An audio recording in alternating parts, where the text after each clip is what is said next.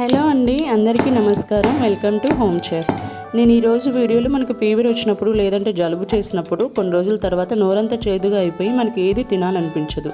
అలాంటి టైంలో ఈ చట్నీ కనుక చేసుకుని అన్నంతో కలిపి తింటే ఒక ముద్ద అన్నం అనేది ఎక్కువగానే తింటారు. సో ప్రిపరేషన్ ప్రాసెస్ కోసం ముందుగా స్టవ్ వెలిగించుకొని కళాయి పెట్టుకొని ఆయిల్ వేసుకొని ఆయిల్ హీట్ అయిన తర్వాత కట్ చేసినటువంటి టమాటో పీసెస్ కూడా యాడ్ చేసుకోవాలి. ఇవి సాఫ్ట్గా కుక్ అయిన తర్వాత హాఫ్ కప్ వరకు పండుమిర్చి కూడా యాడ్ చేసుకోవాలి. పండుమిర్చి అనేది లేకపోతే పచ్చిమిర్చి మీ కారానికి తగినట్లుగా యాడ్ చేసుకోవచ్చు. నేను ఇక్కడ 15 నుంచి 20 పండుమిర్చి యాడ్ చేశాను. అడుగంటుకోకుండా ఇలా కలుపుకుంటూ ఫ్రై చేసుకోవాలి. టమాటాలను ఒకసారి ఇలా నొక్కి చూస్తే సాఫ్ట్గా అవుతాయి. ఆ టైంలో నిమ్మకాయ సైజ్ అంతా చింతపండు యాడ్ చేసుకోవాలి. 5-6 వెల్లుల్లి రెమ్మలు కూడా యాడ్ చేసుకొని కలుపుకుంటూ ఫ్రై చేసుకోవాలి.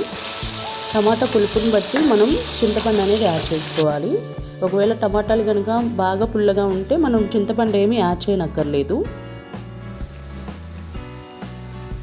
ఇలా సాఫ్ట్గా కుక్ అయిన తర్వాత 1 స్పూన్ జీలకర్ర 1 స్పూన్ ధనియాలు కూడా వేసుకొని ఒకసారి కలుపుకోవాలి.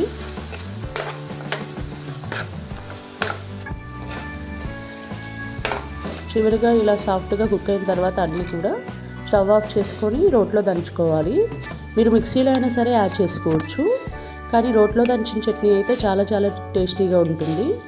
ముందుగా పండుమిరపకాయలు వేసుకొని దంచుకోవాలి మెత్తగా.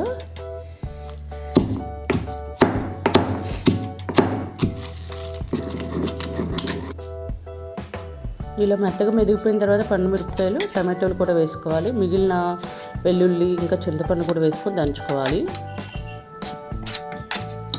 ఇదే టైంలో ఒక స్పూన్ ఆఫ్ ఉప్పు కూడా వేసుకొని దంచుకున్నట్లయితే చాలా టేస్టీగా ఉంటుందండి చట్నీ అనేది.